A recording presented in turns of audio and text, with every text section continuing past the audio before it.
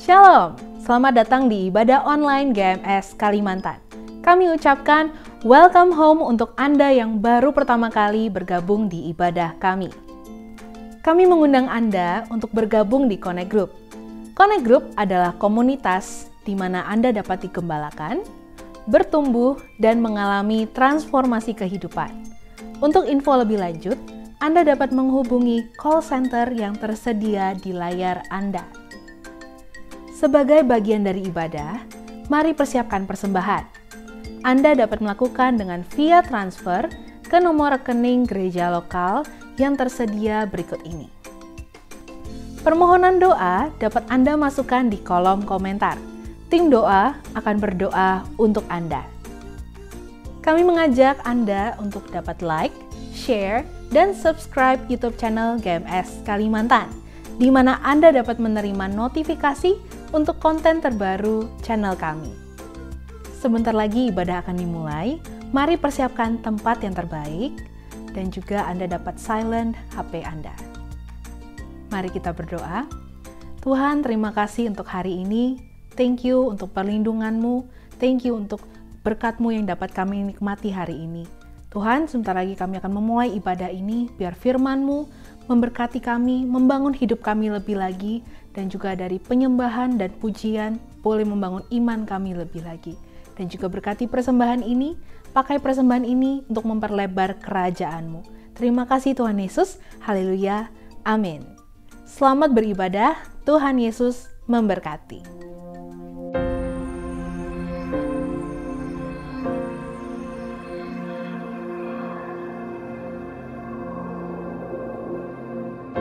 Orang yang suka memuji akan kuat roh doanya.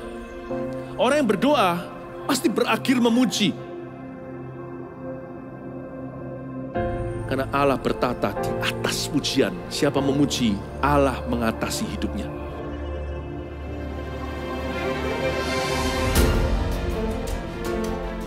The Year of Praise, tahun pujian menjadi sebuah petualangan yang tiada dua. Menjadi sebuah pelajaran hidup yang langsung dari Kristus. Menjadi sebuah pengalaman yang indah.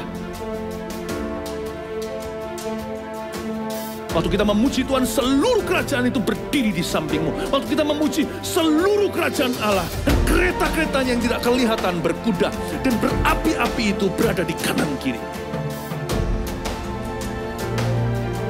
Semakin fisik kita lemah, roh kita semakin memuji Tuhan. Semakin jasmani kita terbatas, semakin rohani kita tidak boleh dibatasi.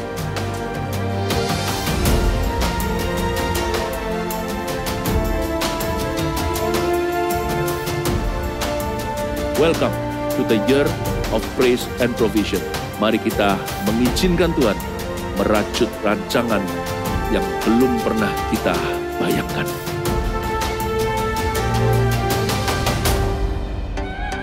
Shalom GMS Kalimantan. Mari kita sama-sama lebih berapi-api lagi dalam memuji Tuhan. Ada amin.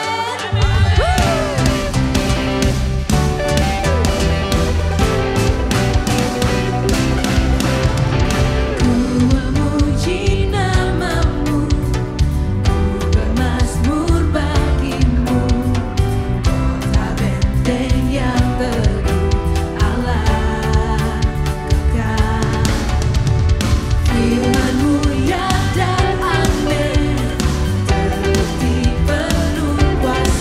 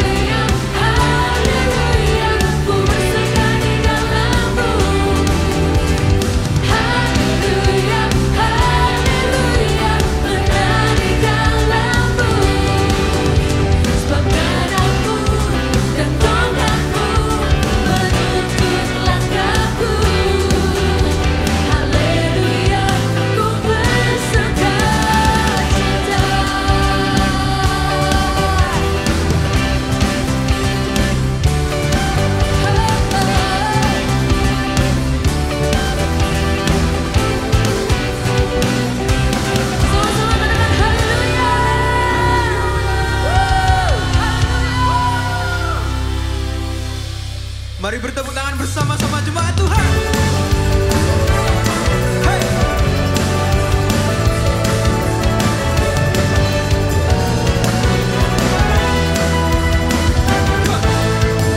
Karyamu mempesonaku, kau angkatku dari kelam, kasih tulus memberi warna.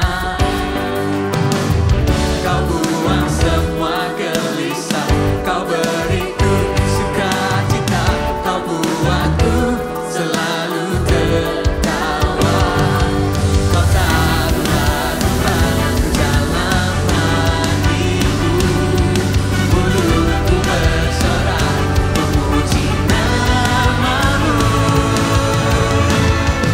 Dari hatiku menyanyi pujian bagimu, sukacita rohmu hadir sendiri. Dan ku menari memuji di hadapanmu Yesus, sukacita rohmu hadir di sini.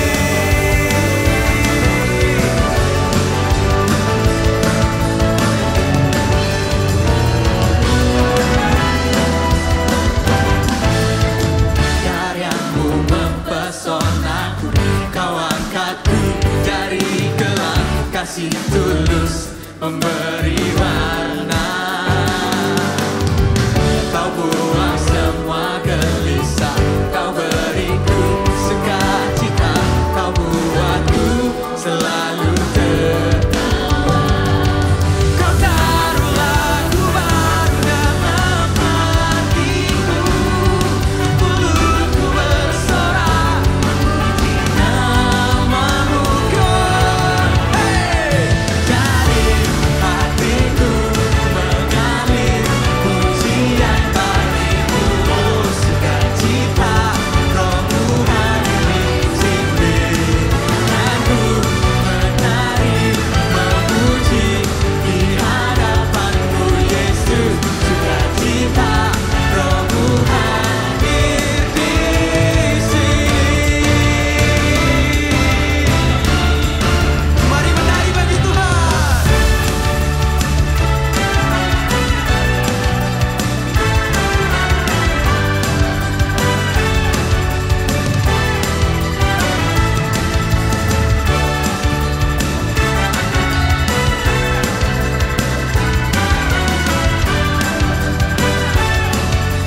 Mari sama-sama lambaikan tangan Tuhan.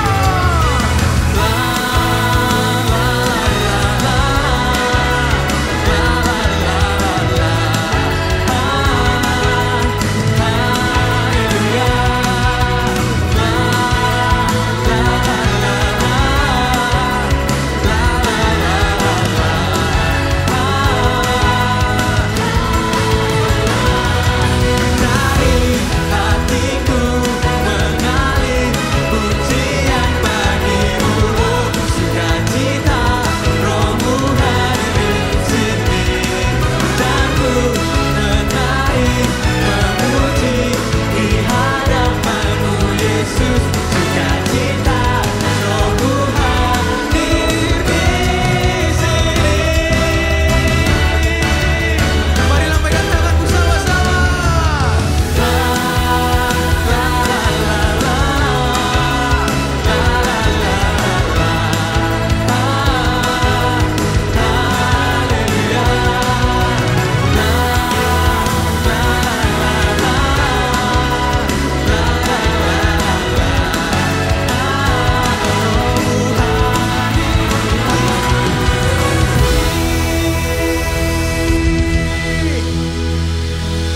Thank you Lord, thank you Lord.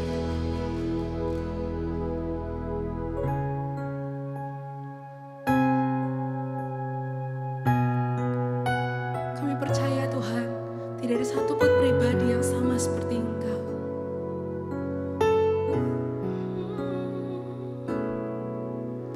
Selain Kau tiada yang lain, hanya Kau milikku di surga. Sekalipun dagingku lenyap, hatiku lelah tak berdaya. Ku sembah Engkau, Allah yang perkasa. Ku sanjung tinggi namamu di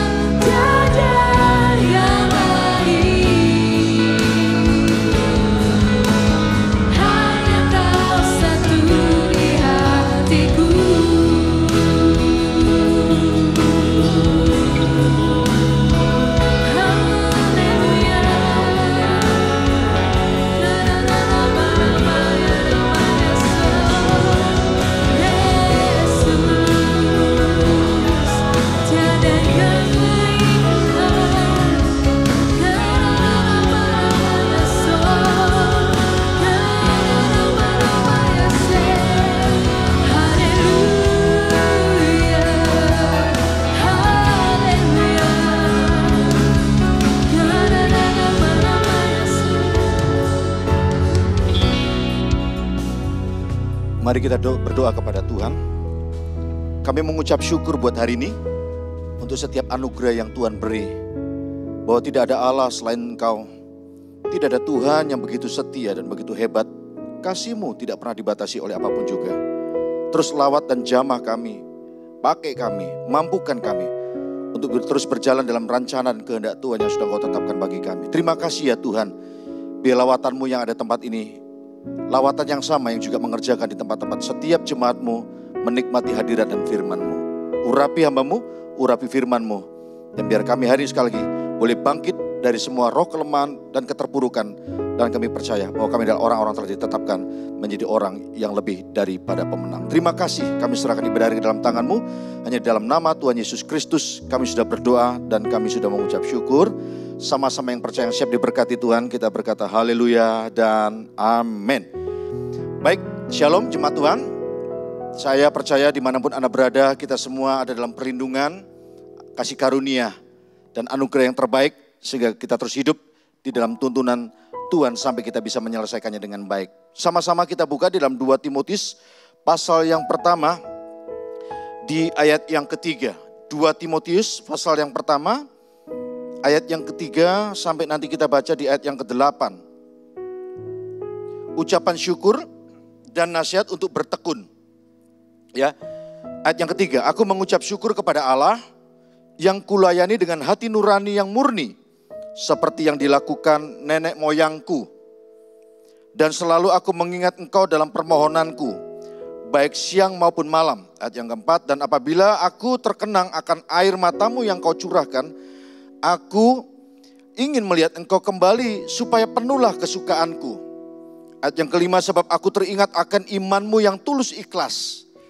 Ya, ada sebuah penghargaan yang diberikan oleh Paulus kepada Timotius. Bahkan ada satu hal yang diingat oleh Paulus tentang iman yang tulus ikhlas. Ya, selama ini kita belajar tentang iman, bukti dan dasar dari apa yang kita harapkan, bahkan dari apa yang tidak pernah kita bisa lihat dengan mata jasmani. Tapi ternyata iman tanpa disertai ketulusan dan keikhlasan, ya ini yang seringkali kita tidak belajar bahwa ternyata dari apa yang kita imani, perlu iman itu juga ada unsur tulus dan ikhlas. Iman ada sebuah pengharapan kita kepada Kristus. Tapi kalau pengharapanmu tidak disertai dengan keadaan hati yang benar, saya nggak yakin apa yang kau imani sungguh-sungguh bisa terjadi seperti apa yang kita harapkan. Imanmu yang tulus dan ikhlas, yaitu iman yang pertama-tama hidup di dalam nenekmu Lois dan di dalam ibumu Eunike, dan yang aku yakin hidup juga di dalam dirimu. Karena itulah aku peringatkan engkau untuk mengobarkan karunia Allah yang ada padamu. Ya, oleh penumpangan tanganku atasmu. Nah, ini yang penting yang kita mau belajar sama-sama di ayat yang ke-7. Sebab Allah memberikan kepada kita bukan roh ketakutan. Sama-sama saya yang di rumah coba sebutkan roh ketakutan. Sekali lagi coba, ayo semua jemaat yang di rumah sama-sama kita terjadi interaksi, katakan roh ketakutan. Ya. Allah memberikan kepada kita bukan roh ketakutan, melainkan roh yang membangkitkan kekuatan, kasih, dan ketertiban. Ayat 8, jadi janganlah malu bersaksi tentang Tuhan kita, dan janganlah malu karena aku seorang hukuman karena dia, melainkan ikutlah menderita bagi Injilnya oleh kekuatan Tuhan atau kekuatan Allah. Hari ini saya akan bicara tentang sesuatu yang penting dari apa yang pernah dialami oleh Timotius. Ya, seorang yang lahir dari perkawinan campuran, ibunya ini orang Yahudi, dan papanya atau ayahnya adalah seorang Yunani. Dari catatan Alkitab, Timotius ini tinggal di satu tempat yang bernama Listra. Sekalipun Timotius lahir dari perkawinan campuran, Timotius telah dididik oleh kitab suci, oleh tadi disebutkan ibunya, Eunike, dan neneknya yang bernama Lois, tadi sudah kita baca bersama. Bahkan menurut beberapa penafsir dikatakan Timotius menyerahkan hidupnya kepada Tuhan untuk memutuskan jadi seorang hamba Tuhan di bawah naungan atau di bawah bimbingan daripada Rasul Paulus. Itu usianya sekitar masih belasan tahun. Jadi masih sangat dini, masih sangat muda. Sampai ada ayat-ayat yang ada surat daripada Paulus yang diberikan kepada Timotius untuk tidak boleh Timotius itu menganggap dirinya rendah oleh karena dia muda.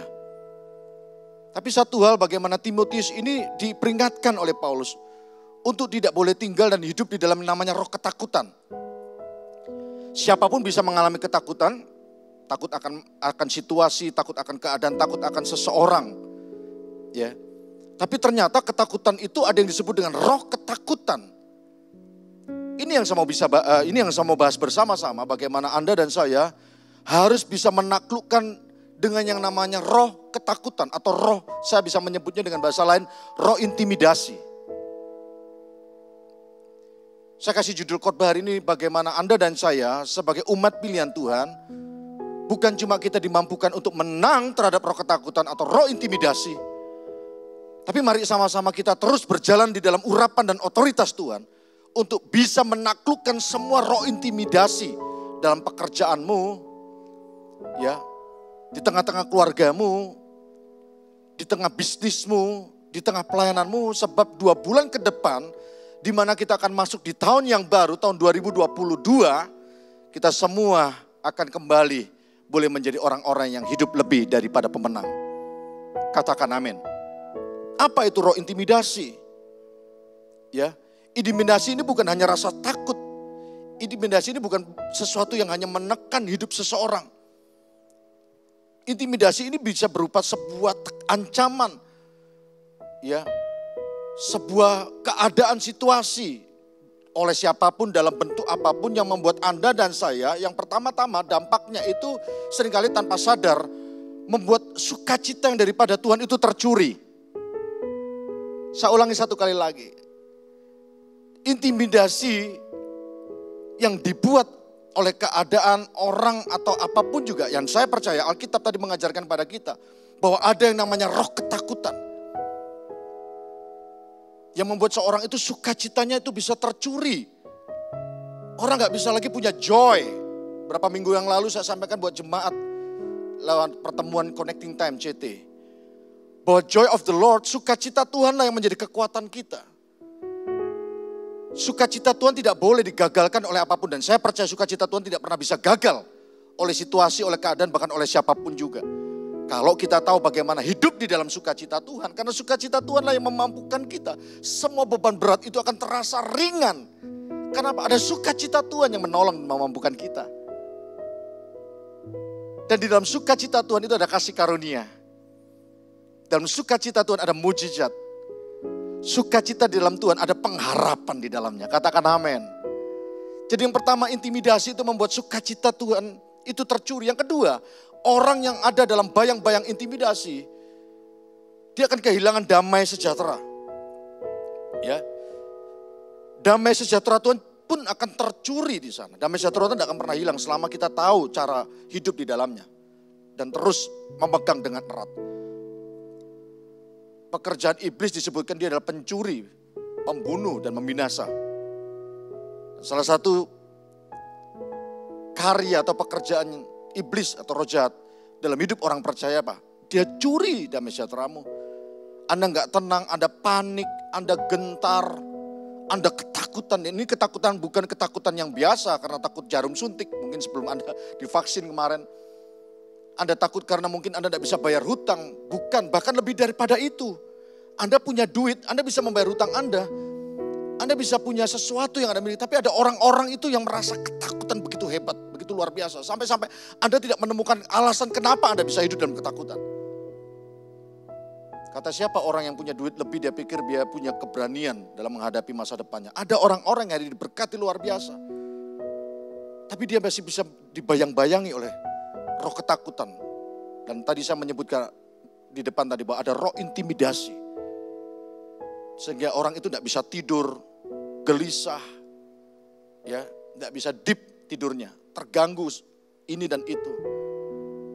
Masih ingat peristiwa Daud, bagaimana dia mengalami ketakutan yang begitu luar biasa, intimidasi yang luar biasa dari Saul, yang membuat dia takut dan gelisah. Dia dalam bayang-bayang itu, ya. Sebelum dia menjadi raja, jadi intimidasi luar biasa. Damai sejahteranya sepertinya sedang berusaha untuk dirampas dari hidup Daud. Hati-hati. Yang ketiga, dampak daripada intimidasi adalah apa? Membuat potensi dan kekuatan iman seseorang bisa menjadi lemah. Salah satu goal dan target daripada pekerjaan iblis, dia curi, dia bunuh potensimu, dia bunuh imanmu. Dia lemahkan di sana. Apa yang menjadi kekuatan imanmu? Sehingga ketika engkau tidak lagi punya kekuatan iman, kau tidak punya pengharapan di dalam Tuhan. Kau merasa bahwa apa yang kau doakan tidak akan pernah bisa terjadi. Kenapa? Ada intimidasi, ada sebuah tekanan, ada sesuatu yang bisa merubah cara atau pola pikirmu. Kau tidak lagi mempercayai Tuhan dalam hidupmu. Kau tidak lagi mempercayai orang lain dalam hidupmu. Ini bahaya. Yang ketiga, apa dampak daripada orang mengalami intimidasi? Visi hidupnya akan menjadi kabur, menjadi blur. Dia kehilangan arah tujuan yang Tuhan sudah tetapkan. Timotius diingatkan kepada Paulus, jangan sampai kamu tinggal dan hidup dalam roh ketakutan. Makanya tadi di ayat yang ke-7 Paulus bilang, itu bukan dari Tuhan. Justru yang Tuhan atau roh Tuhan sediakan adalah apa? Kekuatan, kasih, ketertiban. Ini luar biasa. Makanya Timotius hari itu perlu diperingatkan oleh Paulus. Bahkan dia mungkin terintimidasi karena bapak rohaninya atau pemimpin rohaninya Paulus tidak bersama-sama dengan dia secara fisik. Ya, mengalami sebuah keadaan di penjara oleh karena Injil, karena pemberitaan Injil. Timotius merasa seorang diri. Tapi Paulus berkata bahwa kamu tidak boleh tinggal dan hidup dalam roh ketakutan. Itu bukan dari Tuhan. Kamu harus tetap hidup dalam visi yang sudah Tuhan tetapkan. Bahkan sejak pertama kali Timotius menyerahkan hidupnya kepada Tuhan. Visi orang akan menjadi kabur. Arah tujuan orang bisa menjadi tidak terarah lagi. Kenapa? Intimidasi dalam pekerjaannya, intimidasi dalam bisnisnya. Pak, buat bapak-bapak dengar baik-baik. Jangan sampai Anda sebagai kepala rumah tangga mengalami intimidasi yang begitu hebat dan Anda tidak mampu menaklukkannya. Sebab hari saya yakin para suami-suami sedang betul-betul sedang dipersiapkan untuk menjadi pemimpin-pemimpin rumah tangga yang hebat. Kepala-kepala rumah tangga yang berotoritas. Bu, tetap tenang. Semua intimidasi yang Anda dengar, yang Anda alami hari ini tidak pernah melebihi kekuatanmu. Anda mampu menaklukkannya. Ada kekuatan Tuhan yang dibangkitkan hari ini. Ada kasih yang terus mengalir dalam hidupmu. Ada ketertiban yang membuat hidupmu terus ada dalam jalur kehendak Tuhan yang dia sudah tetapkan. Yang keempat atau yang kelima, dampak dari orang mengalami intimidasi adalah orang tidak lagi punya percaya diri. Orang jadi minder. Orang bisa punya perasaan, dikuasai oleh perasaan yang namanya kegagalan. Aku ini memang begini, aku ini tidak mampu dari dulu berkali-kali setiap usahaku, setiap upayaku selalu gagal. Orang yang dibayang-bayang oleh intimidasi, dia tidak lagi punya kepercayaan diri. Karena saya yakin bahwa tidak ada manusia yang diciptakan oleh Tuhan tanpa yang namanya potensi dan kelebihan dalam dirinya. Bagi saya dalam perjalanan hidup mengiring Tuhan tidak ada istilah gagal. Yang ada adalah proses untuk bagaimana kita bisa menapaki anak tangga yang satu kepada anak tangga yang berikutnya. Sehingga kita semua bisa menjadi orang yang disebut bertumbuh di dalam pengenalan akan Tuhan. Bertumbuh di dalam pengalaman kita kepada Tuhan. Dan bertumbuh di dalam keberhasilan yang Tuhan sediakan dari satu waktu kepada waktu yang berikutnya. Katakan amin. Ya, inilah dampak-dampak dari orang yang mengalami intimidasi. Dan izinkan khotbah saya hari ini. Mari sama-sama kita taklukkan semuanya. Sebab ada kekuatan, ada kasih yang Tuhan sediakan. Dan ternyata intimidasi yang dialami Daud tadi yang saya katakan. Dia lewat Saul, orang Israel pun mengalami intimidasi yang sama. Dia mengalami teror iman. Yang membuat orang Israel atau bangsa Israel mendapat ancaman dari siapa? Musuh mereka, bangsa Filistin. Saya gak perlu ulang lagi di dalam 1 Samuel, Anda pernah baca di pasal 17. Bagaimana bangsa itu merasa terancam, merasa tertekan. Kenapa? Ada orang Filistin, bahkan ada satu ikon dari mereka, seorang pendekar, seorang jagoan. Yang berkali-kali Anda mungkin sudah dengar khotbahnya. Siapa pendekar di jagoan ini? Jadi andalannya mereka. Yaitu Goliat. Setan saya pelajari cara kerja yang dia miliki. Selalu dia menemukan ikon. Dia selalu punya gaco andalan. Dia selalu punya pendekar dalam tanda kutip. Yang dipakai untuk mengintimidasimu dan mengintimidasiku. Apa itu? Bisa macam-macam. Mungkin kegagalan di masa lalu. Mungkin traumamu di masa lalu. Itu selalu yang dia angkat kembali. Lagi dan lagi. Sama dengan bangsa Filistin. Gacuannya gak ada, cuma satu, Goliat. Sehingga ketika bangsa Israel diperhadapkan dengan peperangan yang hebat, Goliat diperhadapkan di barisan paling depan. Kita perlu belajar mengenali cara kerja setan dalam hidup kita. Dia selalu pakai gacuan untuk mengintimidasi kita, menekan kita, mengancam kita, menakut-nakuti kita. Tapi hari ini ada kabar baik, apapun juga gacuan yang setan pakai untuk mengintimidasi kita. Kita juga punya gacuan yang lebih hebat dari gacuannya setan dan iblis. Gacuan kita adalah seperti yang dimiliki oleh Daud. Bukan dengan tongkat, bukan dengan lembing. Bukan dengan perangkat perlengkapan senjata yang ku pakai untuk menumbangkan gacuan daripada bangsa Filistin, yaitu Goliat. Apa kata Daud? Aku menghadapimu, aku menghadapi mereka dengan membawa nama besar daripada Tuhanku. Sebab di bawah kolong langit, kata Alkitab, tidak ada nama lain yang diberikan oleh manusia melalui nama itu. Orang yang percaya kepada nama itu, dia diselamatkan, dia disembuhkan, dia dipulihkan, dia mengalami terobosan. Dan tidak ada nama lain, nama Tuhan kita Yesus Kristus yang menjadi gacuan kita untuk menghadapi semua roh intimidasi di dalam hidup ini. Katakan yes.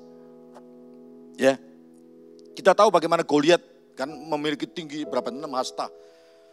Kata Alkitab yang artinya kurang lebih ukuran tinggi badannya itu 3 meter. Ya, kekar, besar.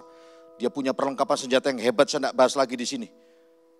Ya, tahu apa yang membuat mereka takut, apa yang membuat mereka terintimidasi? Karena atribut daripada Goliat. Visualisasi apa yang dilihat oleh orang Israel itu membuat mereka gentar. Artinya apa? Saya mau kasih tahu buat Anda. Seringkali kita sebagai manusia, bahkan sebagai orang percaya, intimidasi yang dimunculkan di depan kita adalah apa yang kita sebut dengan fakta dan realita. Kenyataan seringkali digunakan oleh iblis untuk mengintimidasi kita. Saya nggak ajarin Anda untuk mengesampingkan atau menyingkirkan fakta dan realita dalam hidup kita.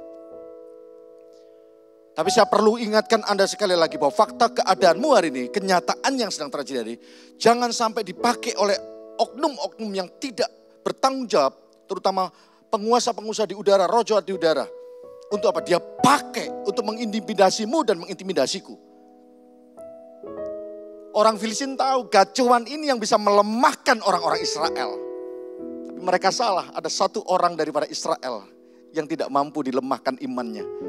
Yang tidak mampu diintimidasi oleh visualisasi yang ditonjolkan oleh mereka. Seorang yang bernama Raja Daud. Halo? Orang yang disebut dengan Daud. Ya. Daud tidak mampu ditumbangkan oleh keadaan visual, kenyataan fakta yang berusaha mengintimidasi daripada Daud. Mari kita sama-sama hadapi fakta realita kenyataan hidup di mana keadaan ini mungkin belum menjadi baik dalam pekerjaanmu, dalam karirmu. Situasi keluargamu yang sepertinya sudah sulit untuk bisa terima Tuhan. Bahkan berkali-kali mereka ngomong atau tantang kita, sampai mati pun aku tidak akan pernah terima Tuhan. Jangan sampai fakta kenyataan yang ada di depanmu mengintimidasimu, membuatmu terancam. Dan sampai-sampai kekuatan imanmu jadi lemah, pengharapanmu pupus. Ya, sukacitamu tercuri, damai sejahteramu tercuri. Sampai-sampai kau kehilangan visi yang sudah Tuhan tetapkan atas keluargamu, atas pekerjaanmu, atas bisnismu, bahkan atas pelayananmu. Mari sama-sama hadapi kenyataan. Karena kita tahu roh Allah itu memberikan kekuatan. Roh Allah memberikan kasih. Roh Allah menjaga kita untuk terus hidup tertib di dalamnya. Itu yang pertama. Dia tonjolkan visualisasi. Apa yang di depan mata seringkali jadi momok buat hidup kita. Jadi intimidasi buat hidup kita. Yang kedua adalah perkataan daripada Goliat. Kata yang terus dilontar-lontarkan kepada orang Israel. Oh, di belakang mungkin orang Filistin kasih sorak-sorai tepuk tangan. Seolah-olah mengiyakan, menyepakati apa yang dikatakan atau apa yang diucapkan oleh Goliat. Seolah-olah satu suara itu bukan cuma satu daripada Goliat, tapi lebih banyak lagi suara-suara berikutnya. Ya. Yang seolah-olah confirm dengan apa yang dinyatakan oleh Goliat. Orang Israel makin gentar. Mungkin diberikan mungkin disorak-sorai oleh orang-orang Filistin. Karena perkataan daripada Goliat yang berusaha mengintimidasi. Sampai-sampai di depan Daud bilang, anjingkah aku? Wah, terus kata-kata yang terus membuat orang Israel itu makin cepat-cepat lari, makin cepat menghindar. Tapi orang Filistin gak tahu ada satu orang yang gak mempan, gak mampu untuk ditumbangkan atau dikalahkan oleh intimidasi yang pertama dari visual, fakta. Yaitu dengan intimidasi berikutnya, itu perkataan, suara, audio. Ternyata audio visual ini kalau kita nggak hati-hati bisa mempengaruhi hidup seseorang. Makanya kalau yang nggak penting-penting, jangan sampai kita terjebak masuk dalam putaran atau pusaran yang membuat kita ini jadi lemah, jadi down. Gara-gara apa? Kita harus bisa memilah-milah apa yang memang kita perlu ada dalamnya dan apa yang tidak. Termasuk dalam media sosial, ya. Apapun juga. Hari-hari ke depan kita harus betul-betul dengan bijaksana untuk menjaga hidup kita dari apa yang kita lihat dan dari apa yang kita dengar. Karena tanpa sadar, semuanya itu bisa digunakan untuk membuat kita hidup dan tinggal dalam roh ketakutan. Hati-hati dengan keadaan berita, dunia, keadaan sekitar. Saya nggak ngomong bahwa kita nggak boleh lihat berita. Tapi kalau kita tidak punya filtering yang baik, kita akan merasa bahwa oh ya memang ke depan bisnis tidak bisa maju, kerja tidak akan pernah bisa bangkit. Oh ya keluargaku kayak begini. Karena berita dari keluarga lain yang menyebutkan bahwa situasi tidak akan pernah bisa membaik. Tapi saya percaya bahwa rancangan Tuhan adalah rancangan damai sejahtera. Sekalipun rancangan Tuhan bukanlah rancangan aman dan nyaman buat kita, tapi rancangan Tuhan adalah rancangan damai sejahtera. Saya nggak ngomong bahwa damai sejahtera itu lalu di hati itu rasanya nyaman. Oh kalau aku nggak nyaman, nggak ada damai sejahtera bukan dari Tuhan. No, nggak begitu.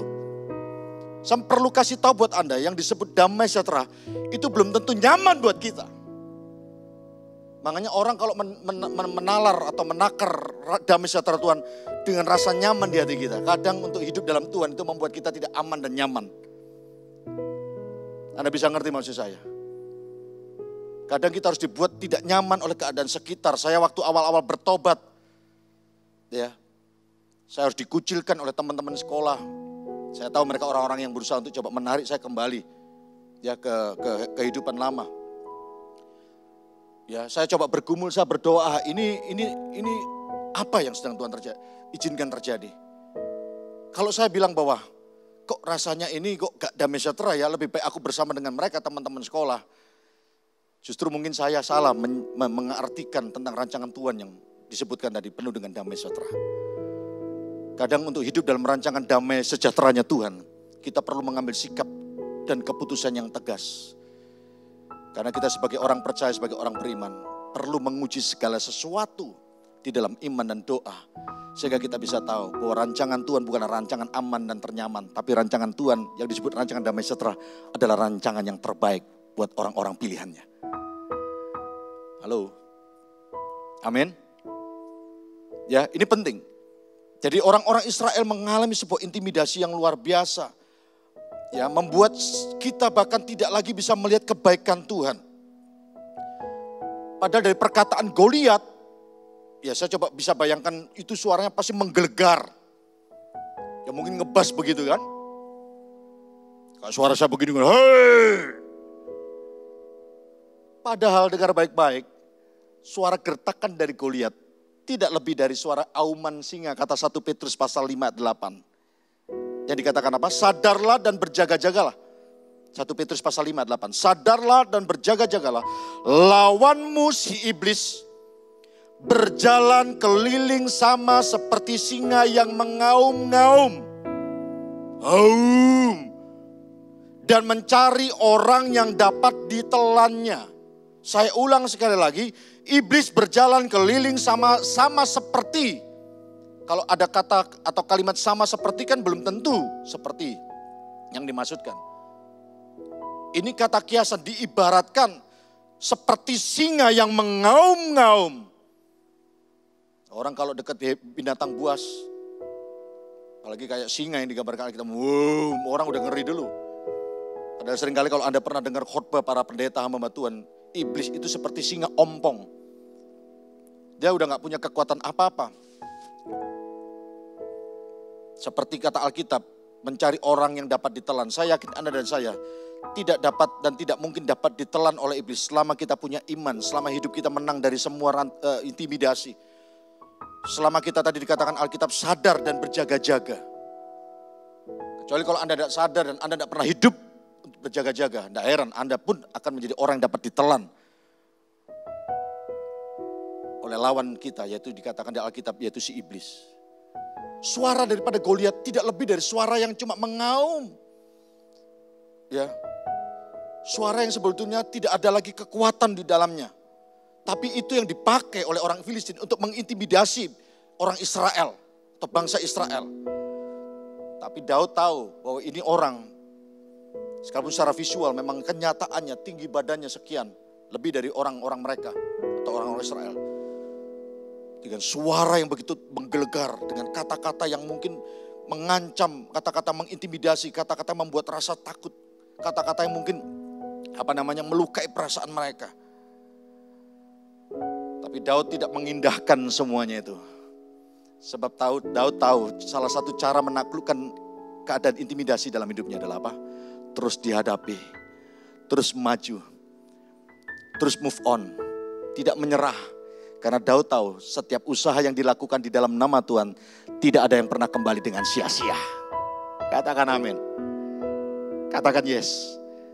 Selama kita tidak pernah putus asa, selama kita tidak pernah menyerah, apapun juga roh intimidasi yang sedang kita hadapi, kalau kita semua hadapi dengan kekuatan daripada Tuhan, kita akan dimampukan untuk bisa melawan dan menaklukkan, bahkan bisa mengalahkan seperti yang Tuhan sudah janjikan. Ada 3 hal yang memampukan kita bisa menang dan menaklukkan roh intimidasi. Ada 3 poin untuk kita bisa memampukan kita dan bisa menang, bahkan menaklukkan roh intimidasi. Yang pertama, nomor 1, catat baik-baik. Ini penting buat kita untuk kita bisa menang dari semua roh intimidasi. Tetaplah hidup dalam kebenaran. Saya ulang satu kali lagi, yang pertama untuk kita bisa menaklukkan roh intimidasi. Dan intimidasi itu bukan cuma takut yang biasa, tapi ini dalam bentuk roh yang terus membayang-bayangi. Dan ini gak bisa dilawan dengan intelektual kita. Ini gak bisa dilawan cuma hanya mengandalkan mental dan kehendak kita. Tapi yang satu ini hanya bisa kita taklukkan dan hanya bisa kita kalahkan dengan roh yang daripada Tuhan. Dan roh Tuhan itu bisa bekerja dengan hebat dan maksimal dalam hidup kita kalau kita terus ada di dalam jalur amannya Tuhan. Apa sih maksudnya jalur amannya Tuhan? Yaitu jalur kebenaran yang sudah Tuhan tetapkan dalam hidup kita melalui firman-Nya. Yesus berkata, akulah jalan kebenaran dan hidup. Kalau kita mau hidup benar, jangan pakai cara jalan pintas. Pakailah cara jalan yang Tuhan sudah kehendaki. Memang beberapa kali jalan yang kita lalui bersama dengan Tuhan mungkin agak lambat sedikit. Tapi yang lambat bukan berarti kita nggak bisa sampai di tujuan yang Tuhan sudah buat. Lambat asal selamat daripada cepat tapi kita nabrak dan akhirnya hidup kita babak belur. Ada waktunya Tuhan bawa kita percepatan. Tapi kalau Tuhan tidak bawa kita dalam proses yang instan, jangan sekali-sekali kita hidup di luar jalur dan jalan yang bukan dari Tuhan. Tetaplah dalam kebenaran. Artinya apa? Kita harus betul-betul berani untuk terus ada dalam jalur kehendak Tuhan.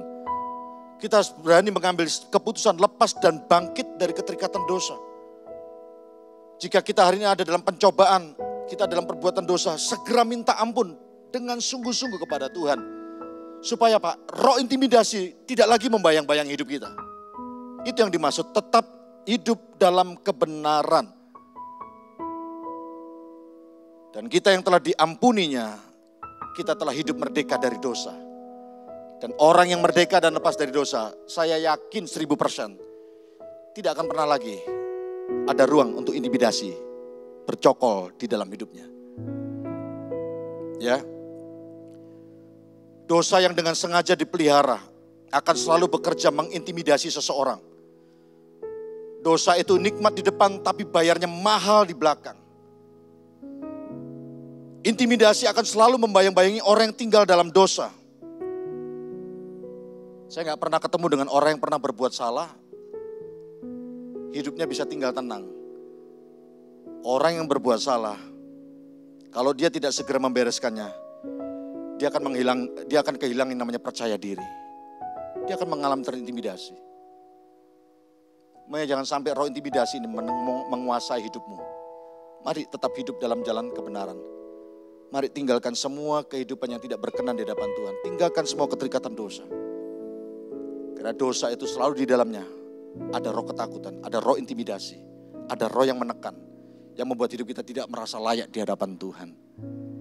1 Yohanes pasal pertama 9 dikatakan apa? Tuhan itu setia dan adil. Barang siapa datang dengan jujur, rendah hati di hadapannya, Dia mengampuni kita, menyucikan kita.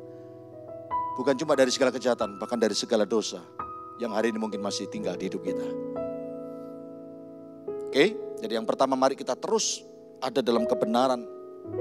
Bukan kebenaran manusia, tapi kebenaran yang dimiliki oleh Tuhan melalui firman. Yang kedua, apa yang kita belajar itu bisa menaklukkan intimidasi di hidup kita. Tetap fokus pada tujuan, ini penting. Kenapa saya sebutkan alasan kedua kita harus fokus pada tujuan. Anda masih ingat seorang bernama Nehemia?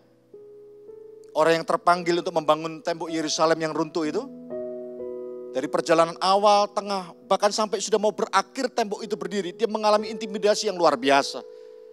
Nyawanya terancam, ya, keselamatan jiwanya. Waktu dia mengerjakan pembangunan tembok, ya, dia mengalami banyak rintangan, berbagai siasat, upaya dilakukan untuk apa? Nehemia mengalami intimidasi, pressure, tekanan. Dengan tujuan apa? Tidak ada lain membuat Nehemia menjadi gentar dan menyerah. Sehingga goalnya apa? Pembangunan tembok itu tidak dapat diselesaikan oleh tangan Nehemia. Sanballat, Tobia dan lain sebagainya, Anda pernah baca di kisah Nehemia. Tapi yang luar biasa, Nehemia tetap fokus. Fokus kepada apa? Kepada tujuannya. Dia tahu bahwa dia terpanggil untuk menyelesaikan pembangunan tembok Yerusalem. Nehemia tidak membiarkan dirinya diintimidasi oleh iblis dalam bentuk apapun yang berusaha mengganggu dia. Yang membuat dia marah. Dan akhirnya meninggalkan pekerjaan proses pembangunan tembok itu. Nehemia tidak memberikan ruang untuk iblis atau orang-orang di sekitarnya. Mencuri sukacitanya lagi gencar-gencarnya dia membangun tembok Yerusalem itu. Dia terbeban untuk itu. Tapi dia nggak mau beban itu tidak lagi tinggal di hatinya. Dan membuat dia nyaman. Nehemia tahu ada keadaan, ada orang-orang berusaha untuk apa? Melemahkan Nehemia. Berusaha membuat Nehemia tidak lagi fokus dengan apa yang Tuhan sudah tetapkan di dalam hidupnya. Ini menarik, ini luar biasa. Sampai-sampai di Nehemia pasal yang ke-6 ayat 9. Nehemia pasal 6 ayat yang ke-9. Apa kata Nehemia? Karena mereka semua mau menakut-nakuti kami. Ya, menakut-nakutkan kami. Pikirnya mereka akan membiarkan pekerjaan itu sehingga tidak dapat diselesaikan. Saya ulangi sekali lagi. Apa kata Nehemia? Mereka semua mau menakut-nakutkan kami. Pikirnya. Nehemia tahu apa yang ada di pikiran mereka. Nehemia tidak bodoh. Nehemia cerdas. Nehemia peka. Nehemia tahu. Nehemia cermat. Nehemia berusaha melihat apa yang ada di pikiran di orang sekitarnya. Apalagi dikerjakan oleh pekerjaan roh jahat, roh iblis. Apa yang ada di pikiran mereka lewat Nehemia. Mereka akan membiarkan pekerjaan itu sehingga tidak dapat diselesaikan. Nehemia tahu berusaha untuk disandung. Nehemia tahu bahwa dia berusaha untuk dijegal. Nehemia tahu Nehemia berusaha untuk dihentikan. Untuk dia bisa menyelesaikan proyek pembangunan tembok Yerusalem hari itu. Saya nggak tahu proyek apa yang ingin Tuhan selesaikan lewat hidupmu hari ini. Atas keluargamu, Pak, ya Bu. Saya nggak tahu proyek apa yang ini Anda juga selesaikan bersama dengan suami Anda hari-hari ini. Kalau Anda sepakat, apa yang ada di pikiran orang lain, apa yang dipikirkan keluargamu, apa yang dipikirkan oleh roh jahat. Kalau Anda cermat, Anda cerdas, Anda tahu bahwa mereka semuanya akan berusaha menghadang dan menghalangi semua hal yang Tuhan sudah tetapkan dalam hidupmu. Dan ada dalam tujuan yang Tuhan inginkan. Kalau Anda menyerah di tengah jalan, bukan orang lain yang rugi. Tapi justru Anda kehilangan rancangan Tuhan yang sebenarnya atas hidup kita. Mari fokus pada tujuan Tuhan. Mari fokus dengan apa yang ada di depan. Yang sudah Tuhan sediakan bagimu dan bagiku. Bagi keluargamu dan bagi keluargaku. Bagi pekerjaanmu dan bagi pelayananku. Lalu apa kata Nehemia? Mereka akan membiarkan pekerjaan itu sehingga tidak dapat diselesaikan. Tetapi aku justru berusaha sekuat tenaga. Wow. Nehemia bilang aku justru berusaha sekuat tenaga. Kalau ada kata sekuat tenaga saya nggak tahu apakah Nehemia udah nggak kuat sebelumnya. Udah merasa mau menyerah. Tapi dia berusaha menguatkan dirinya sendiri dengan sekuat tenaga. Nah pemimpin model Nehemia begini yang sedang dicari di akhir zaman ini. Pemimpin yang kuat. Pemimpin yang mengandalkan Tuhan, pemimpin yang tidak mudah menyerah, pemimpin yang tetap dengan sekuat tenaganya untuk bisa menyelesaikan semua proyek pekerjaan Tuhan dalam hidupnya. Nehemia orang luar biasa, sekalipun dia orang biasa sebetulnya, tapi luar biasa. Oleh karena dia tahu ketika dia fokus dengan tujuan yang Tuhan sudah tetapkan dalam hidupnya. Nehemia tidak pernah mudah menyerah di tengah jalan. Nehemia hadapi dengan sekuat tenaga.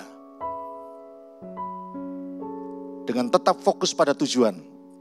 Berarti Nehemia sedang menutup celah pada iblis untuk mengintimidasi dia. Kadang ketidakingintahuan kita akan sesuatu itu menolong kita untuk bisa terus fokus dengan tujuan yang Tuhan sudah tetapkan bagi kita. Makanya belajar untuk tutup telinga, tutup mata dalam hal tertentu yang kita gak perlu tahu supaya apa? Kita tahu fokus kita cuma satu, bukan kepo. Tapi fokus kita adalah ingin tahu seberapa besar rancangan Tuhan dalam hidup kita yang ingin kita selesaikan bagi Dia. Pusatkan perhatianmu pada tujuan hidup kita. Kerahkan seluruh pikiran, kerahkan semua tenaga. Ya. Hanya untuk mencapai tujuan kita, untuk mencapai kemenangan kita. Come on, 2022, kita kerahkan semuanya. Dengan sekuat tenaga kita, pikiran kita, kita curahkan untuk setiap rancangan Tuhan yang dibuat buat kita dan keluarga kita, untuk pekerjaan kita. Bisa tergenapi. Dan kita bisa menjadi berhasil seperti apa yang Tuhan sudah janjikan. Masih ingat peristiwa Yusuf yang mendapat mimpi? Ada sebuah visi dari Tuhan. Intimidasi yang pertama-tama dia dapat bukan dari orang luar, tapi dari keluarga. Dari papa, dari kakak. Yang berusaha mengintimidasi, mempertanyakan mimpi apa kamu, visimu apa itu yang didapatkan dari Tuhan. Ini fakta loh, tentang apa? Masa kami yang lebih tua harus sujud menyembah kamu yang lebih muda? Ini realita. Ini bukan dibuat-buat, ini kenyataan. Mana ada orang lebih tua masa sujud menyembah kamu, bro? Are you serious? Kamu serius beneran nih? Yusuf berusaha diperhadapkan dengan fakta ketika dia dapat mimpi dari Tuhan. Tentang berkas gandum dan sebagainya yang dikatakan dia kepada keluarganya. Dia ceritakan kepada keluarganya. Tiba-tiba papanya bertanya, mimpi apa kamu itu? Masa kami, bapak, mama, koko harus sujud menyembah sama kamu? Yang benar aja.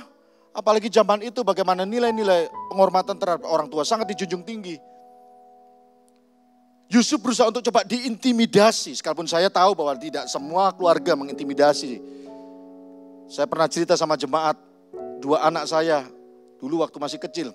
Ada perlombaan di gereja, yang kecil anak yang kedua yang cewek mau tampil untuk ikut lomba nyanyi. Ya tiba-tiba sudah mau urutannya, dipanggil agak mendekat ke panggung, kakaknya mendampingi adiknya.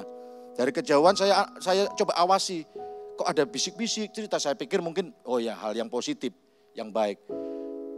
Tidak lama kemudian setelah kakaknya itu bisikin sesuatu di telinga adiknya lari ke saya dan mamanya.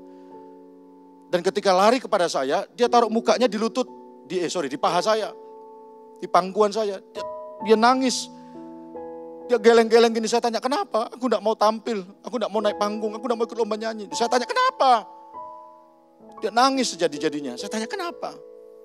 Kakaknya enggak lama kemudian nyusul, menghampiri adiknya yang di pangkuan saya. Lalu penasaran saya tanya sama kakaknya, kamu ngomong apa tadi sama adikmu? Kok tiba-tiba nangis gak mau tampil? Ya aku ngomong biasa aja sih Pak. Saya tanya ngomong apa? Ya saya cuma bilang begini.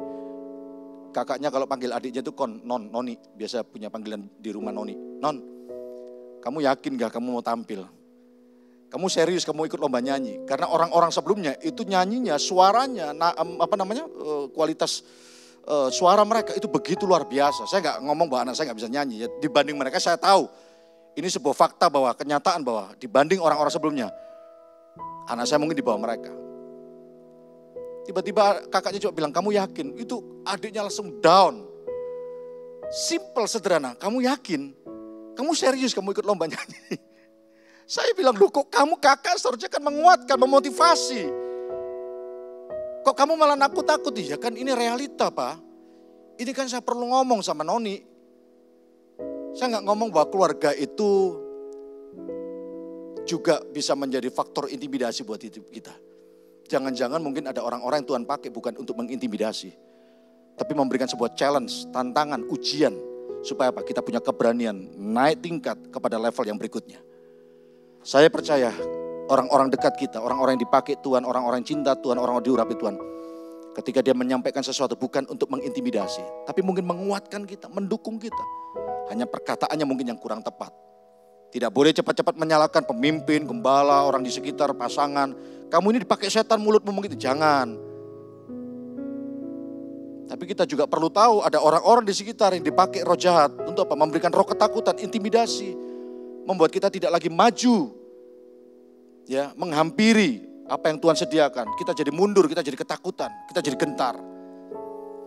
Tapi Yusuf tahu bahwa papanya, kokonya, coba berusaha mempengaruhi kepercayaan bahwa apa yang dia dapat lewat mimpi itu benar adanya. Fakta realitas sedang dihadapi oleh Yusuf. Dan yang luar biasa, yang kita bisa belajar, Yusuf tidak menjadi orang yang mudah bereaktif. Yusuf tidak bersikap reaktif. Yusuf tetap tenang menghadapi fakta realita yang disampaikan oleh papanya, oleh ayahnya dan kakaknya. Tapi Yusuf juga tetap tidak menyerah. Ya, Yusuf tetap menunjukkan karakternya yang tetap rendah hati. Yusuf mempertahankan ketulusannya dalam menjalani proses Tuhan. Dan akhirnya Yusuf menang terhadap intimidasi itu. Sekalipun tidak berhenti di sana, kita tahu kisah-kisah selanjutnya. Dia terus mengalami intimidasi demi intimidasi. Saudara-saudara Yusuf terus apa? Mengintimidasi dia. Yusuf tetap hadapi bahkan seorang diri. Pernah bayangkan gak bagaimana Yusuf menghadapi semuanya dengan seorang diri. Tidak ada yang berusaha untuk backup, mentoring, bimbing dia. Yusuf menghadapi semuanya seorang diri. Karena Yusuf tahu sekalipun dia seorang diri. Karena Tuhan pernah berjanji begini. Oleh karena penyertaan Tuhan terhadap Yusuf. Ingat ayat itu? Karena penyertaan Tuhan. Apapun yang dibuat oleh Yusuf. Dibuat Tuhan menjadi berhasil. Yusuf tahu sekalipun dia harus menghadapi intimidasi sana sini seorang diri. Tapi dia juga tahu Tuhan menyertai dia. Apapun yang dia lakukan, apapun yang dikerjakan. Kalau dia benar di hadapan Tuhan, dia fokus dengan apa yang menjadi tujuan Tuhan. Dia akan dimampukan untuk bisa menghadapi intimidasi dalam hidupnya bersama dengan Tuhan. Dan Tuhan membuat semuanya menjadi berhasil. Katakan amin. Ini menarik. Tokoh-tokoh besar di Alkitab yang mengalami intimidasi luar biasa. Pada akhirnya mereka lahir sebagai seorang pemenang. Dan kita tahu kisah akhir daripada Yusuf menjadi orang penting atau nomor dua di negeri Mesir waktu itu. Rencana Tuhan bisa gagal, mau diintimidasi dari manapun, dari siapapun. Yusuf tetap orang ditetapkan Tuhan dari awal, dari sononya, bahwa dia adalah orang yang punya pengaruh bagi orang di sekitarnya. Bahkan kembali mempengaruhi keluarganya dengan hal-hal yang baik dan benar. Hidup Yusuf tetap jadi berkat.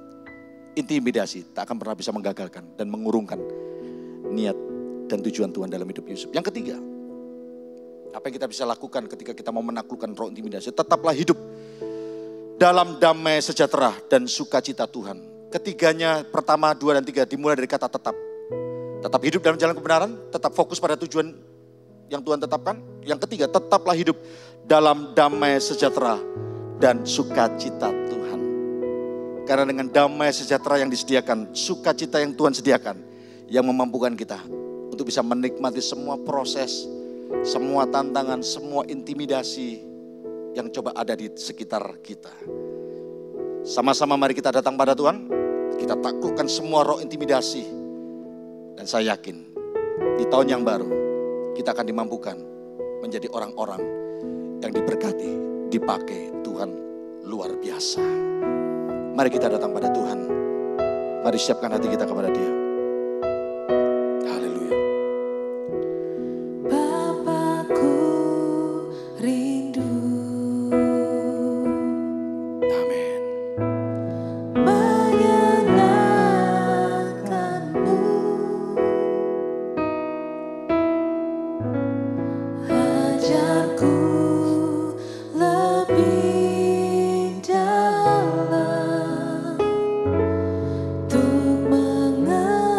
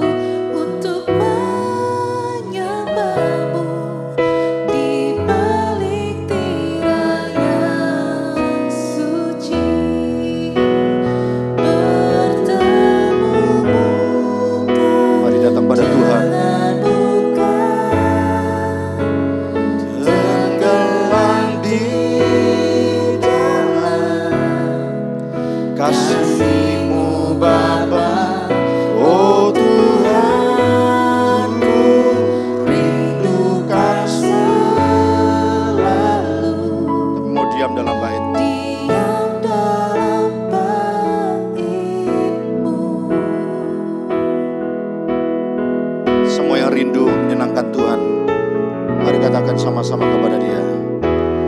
Bapakku rindu menyenangkan-Mu. Ajarku lebih dalam, Ajarku lebih dalam kami mau mengenal-Mu Tuhan. untuk mengenal-Mu.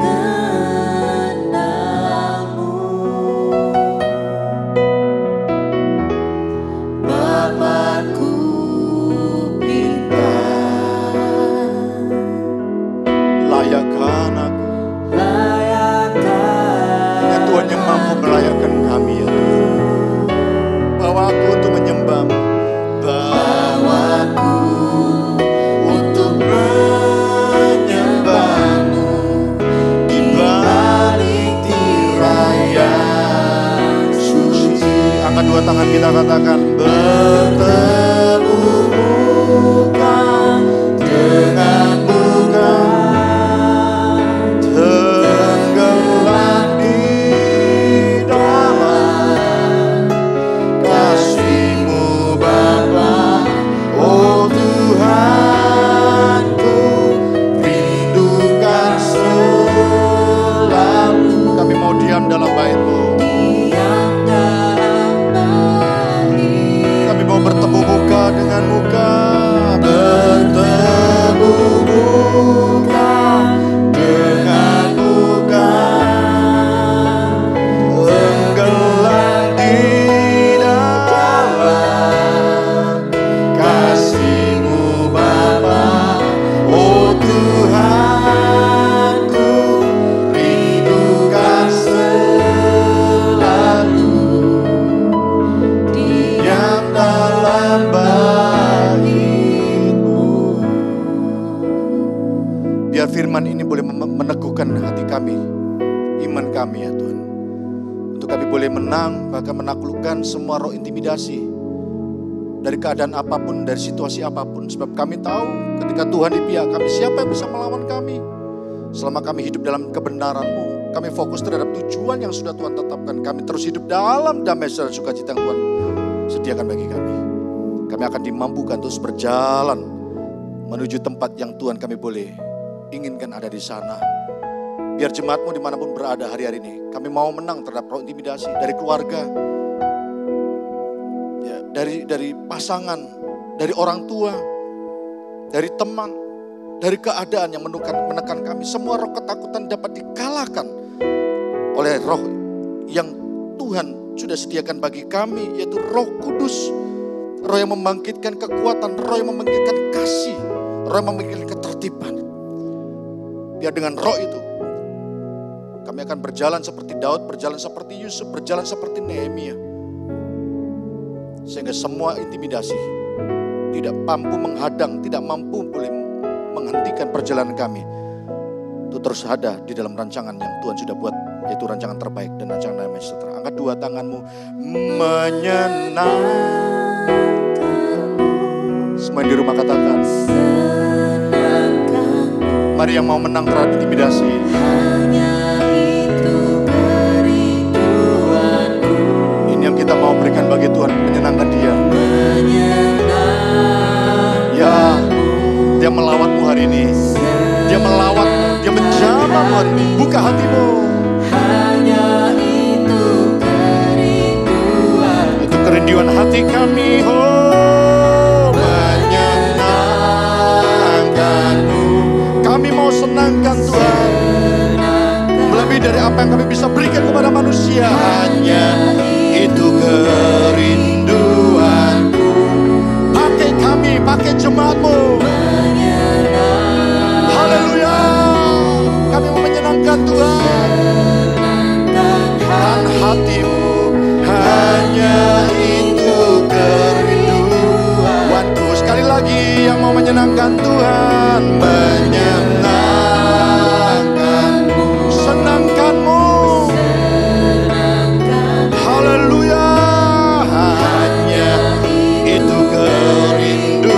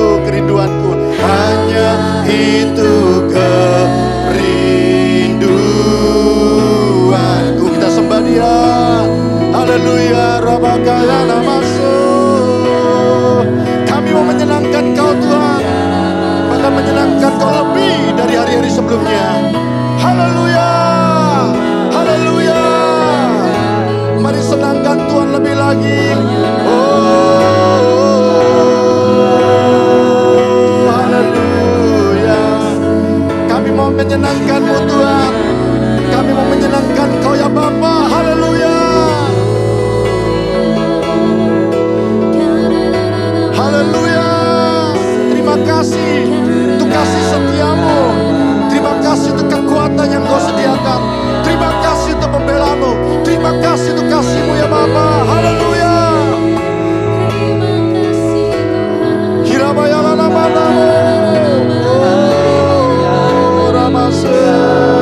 Haleluya. Mari yang di rumah letakkan kedua tanganmu di dada seperti ini. Yang di rumah, mari sama-sama berdoa buat Anda. Tuhan, Kau teguhkan kembali sukacita yang Tuhan sudah berikan dalam hidup jemaat-Mu. Damai sejahtera yang Kau sudah taruh dalam hidup jemaat-Mu. Tuhan, buat mereka kembali bangkit untuk mengalami kekuatan yang seperti Tuhan katakan tadi. Kami mau boleh mengalami tujuan dan visi yang sudah Tuhan berikan bagi kami. Dan kami tahu bahwa rancangan Tuhan tidak pernah bisa digagalkan oleh apapun juga. Buat kami kembali percaya diri bahwa apa yang sudah Tuhan pilih bagi kami tidak pernah bisa dibatalkan. Bahkan pemilihan-Mu adalah pemilihan yang sempurna. Tuhan tidak pernah salah pilih. Buat kami kembali bangkit, buat kami trust, percaya. Sekalipun mungkin tidak bisa kami mengerti fakta, realita, kenyataan hidup. Tapi bahwa rancangan-Mu adalah rancangan yang sempurna. Rancangan-Mu adalah rancangan damai sejahtera. Tidak ada pribadi lain yang dapat dipanggil Aba dan Bapa kecuali Engkau. Bapa yang penuh dengan kasih. Biar potensi dan kekuatan iman yang sudah lemah itu kembali dibangkitkan. Dan kami kembali boleh menjalani hidup ini di waktu-waktu yang datang. Di dalam panggilan surgawi yang sudah Tuhan tetapkan bagi kami. Berkati jemaat-Mu, pakai mereka, kuatkan mereka. Bagi Tuhan tidak ada yang mustahil. Selama kami hidup dalam jalan kebenaran Tuhan. Selama kami terus fokus terhadap tujuan-tujuan yang Tuhan sudah buat. Dan selama kami mau hidup dalam damai sejahtera. Damai sejahtera, hati kami tenang. Percaya, sekalipun tidak bisa kami terima dengan akal budi manusia. Tapi kami mau taat saja, jalani saja, percaya saja. Karena di situ kami akan mendapatkan sukacita yang daripada Tuhan. Dengan sukacita itu yang berat akan menjadi ringan. Tapi dengan sukacita itu juga kami akan bisa melampaui semua keadaan dengan baik. Terima kasih. Untuk itu jemaat yang dikasih Tuhan, angkatlah kedua tanganmu. Kita akan akhiri pada hari ini. Terimalah berkat damai sejahtera dari Allah Bapa, cinta dan kasih daripada Tuhan kita yang mati di kayu salib, Yesus Kristus, Allah yang hidup. Terimalah dengan ucapan syukur juga kasih urapan dan otoritas daripada Allah Roh Kudus yang memampukan hidup kita dimanapun berada. Kalau ada penyertaan Tuhan seperti yang Tuhan lakukan atas hidup Yusuf, semua yang kita buat, semua yang Anda buat akan dibuat menjadi berhasil oleh karena kasih karunia-Nya. Tetaplah percaya, jangan goyah imanmu. Saya percaya tahun depan kita akan menjadi orang lebih baik. Dan menjadi orang terus menyenangkan Tuhan. Mulai hari ini sampai selama-lamanya yang percaya bersama dengan saya. Di dalam nama Tuhan Yesus Kristus, sama-sama kita berkata dengan suara yang keras, haleluya dan amin, amin, amin. Haleluya, haleluya. Tetap semangat. Dan Tuhan Yesus memberkati kita semua.